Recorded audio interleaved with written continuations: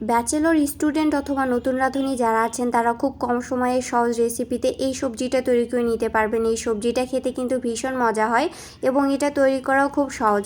একটা ফ্রাই প্যানে পরিমাণ মতো সয়াবিন তেল দিয়ে দিলাম। দেওয়ার পর এখানে আমি দিয়ে দিচ্ছি পেঁয়াজ কুচি।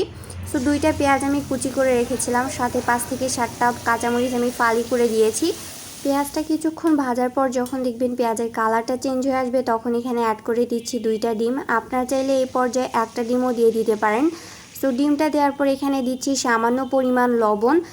এই পর্যায়ে চুলার আঁচটা মিডিয়াম লোতে রাখতে হবে, খুব বেশি বাড়িয়ে দেওয়া যাবে না, এতে করে ডিমটা কড়াইয়ের সাথে লেগে যাবে। তারপর একটা চামচের সাহায্যে ডিমটা আমি ঝুরি করে নিব। সো ডিমটা ভাজা হয়ে গেলে একটু ফাঁকা করে নিলাম। তারপর ফোড়নের জন্য এখানে কয়েকটা জিরা দিয়ে দিলাম।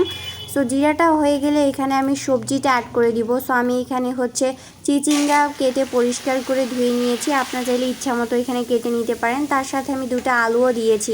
সো চিচিঙ্গা ডিমের সাথে ভালোভাবে নেড়েচেড়ে মিশিয়ে নিলাম। তারপর এখানে অ্যাড করে দিলাম 1.5 চামচ পরিমাণ হচ্ছে লবণ। তারপর এখানে অ্যাড করে দিচ্ছি হলো জিরার গুঁড়া, তারপর হচ্ছে ধনের গুঁড়া, তারপর দিয়েছি হলো মরিচের গুঁড়া, তারপর দিয়েছি হলো সামান্য গরম মশলার গুঁড়া এবং হচ্ছে হলুদের গুঁড়া। তারপর এখানে অ্যাড করে দিব 1 চামচ পরিমাণ আদা বাটা এবং 1 চামচ পরিমাণ হচ্ছে রসুন বাটা। দেওয়ার পর মশলার সাথে কিন্তু এই সবজিটা ভালোভাবে নেড়েচেড়ে মিশিয়ে নিব।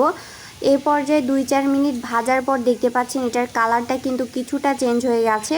সো ভাজার পর এখানে অ্যাড করে দিচ্ছি সিদ্ধ হওয়ার জন্য পানি। বেশি পানি অ্যাড করা যাবে না, কারণ এই সবজিটা থেকেও কিছুটা পানি বের হয়ে যাবে। এই পানিটা দিয়েই কিন্তু এই হচ্ছে চিচিঙ্গাটা হয়ে যাবে।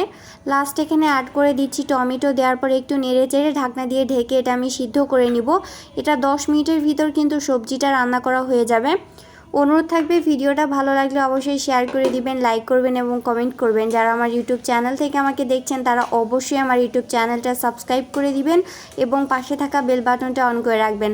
আর যারা আমার ফেসবুক পেজ থেকে আমাকে দেখছেন তারা আমার ফেসবুক পেজটা ফলো দিয়ে রাখবেন। আল্লাহ হাফেজ।